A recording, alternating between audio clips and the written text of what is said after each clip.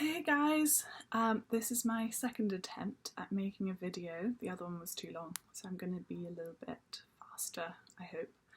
I wanted to offer a bit of an Ayurvedic perspective on everything that's happening with the coronavirus and the current seasonal trends, etc.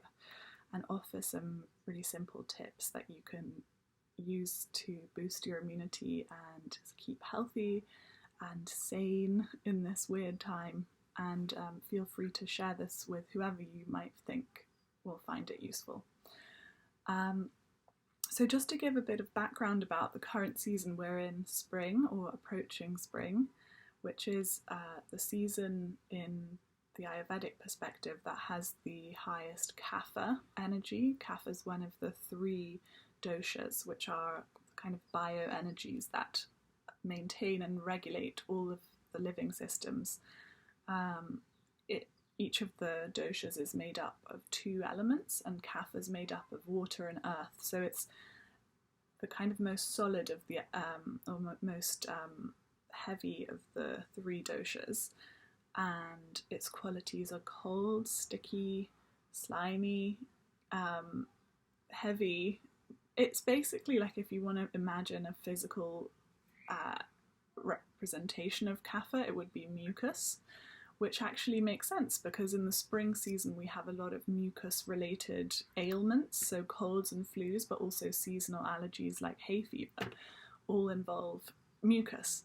And to relate that to the coronavirus, I don't think that there's any coincidence in the fact that this is all coming about in spring when we have this elevated mucus level and the virus quite happily kind of sits in the mucus that gathers around our throats and in the nasal passages, and that's how it eventually infects the body.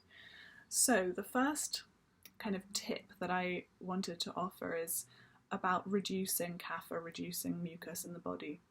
The first and quite effective way of doing that is by altering your diet temporarily, or if you find yourself well in this, you can carry on until you feel like we're all clear of this. The first, most obvious kind of change would be to eliminate dairy. Dairy, milk, cheeses, yogurts, things like that is very kapha in nature, so it has that same qualities of kapha that I mentioned earlier, the sweet, sticky, heavy, slimy qualities, and it's quite difficult to digest if you don't have a great digestive fire. So avoiding dairy will kind of readily eliminate a lot of mucus. Also avoiding foods of the qualities that I mentioned, so cold foods is not a good idea. So if you have an option between having a cold sandwich and maybe a bowl of soup, opt for the bowl of soup in this time. The same goes for kind of iced drinks, and I know that in America there's a lot of ice offered in even water, so if you can pass on the ice for the moment, that will help your kind of congestion, but also will help your agni, your digestive fire, which I'll talk about a little bit later. Wheat, so processed white flour and pasta, it's kind of breads, pastas, all those carby foods are quite kaphic in nature, so you can maybe just minimize on those and notice if you feel a difference in your congestion, but also in your energy levels, because kapha is quite a heavy dosha, so if you have a lot of kapha going on, you might feel heaviness and sluggishness, and those foods will accentuate that. So that's all I had for diet. Another thing would be to introduce, if you don't already have this as part of your practice, some exercise into your life, just to wake up and move the body. And in Ayurveda they say not to kind of stretch yourself beyond 50% of your, don't exert yourself beyond 50%. So I'm talking here about a kind of fast walk or yoga practice, asana, or something like swimming or something sort of gentle exercise, and that will also help to alleviate some of this kapha dosha in the body. And then in terms of what you can bring into your diet or into your kind of daily life that might help to dissolve some of this kapha, it's basically the kind of pungent or spicy foods and spices and herbs. So I brought a few things up. I brought some ginger up because I think that's the kind of one of the most readily available things, which is nice that you can kind of crush this up, make it into a big batch of herbal infusion, and you can drink that throughout the day. One of the things that's come out about this coronavirus is that it kind of gathers in your throat, and then if it's left there for enough time, it will then infect the body. So one of the ways in which you can minimize the risk of infection for yourself is to kind of sip drinks, especially warm drinks, that will dissolve that mucus and take it down into your stomach, where there are powerful enzymes that can easily neutralize the virus.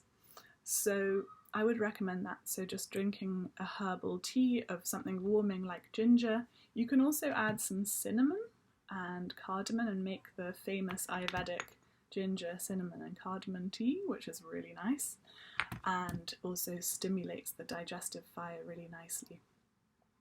Other things to introduce into your food, a lot of us are kind of going to be trapped at home pretty soon, and restaurants are closing, which is a real shame for their business.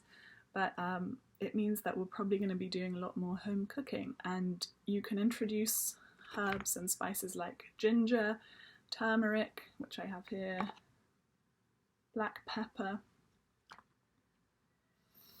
cinnamon. Others are kind of more like the vegetable pungents like garlic and onions. If you live in the UK, there's some amazing wild garlic out and about in forest floors if you can get to it. And that will all have the kind of effect of dissolving that mucus.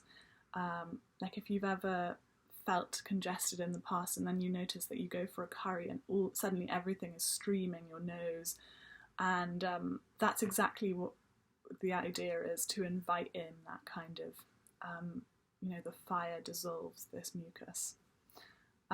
Also black pepper, even though it's sometimes not so pleasant to take in the form of a tea or an infusion, it's particularly good in this case because it's both heating and pungent, but it also has a very strong expectorant effect, which means that it moves mucus from the lungs. So if you're feeling quite mucusy, then this is a great one for you, and you can take it as part of your food, or as part of an infusion, or part of a kind of milk. Like, I don't know if you've heard of golden milk, but that's a kind of milk mixed with turmeric, ghee. Here we go, some ghee, and black pepper. And having said what I said about dairy, I think maybe better to use something like oat milk or almond milk, whatever nut milk you prefer. So you've got things to avoid: exercise and pungent spices to use in the diet and as tea. I can see that I'm coming up to about 9 minutes, so I might just stop here and then I'll continue the video about Agni and offer some more tips.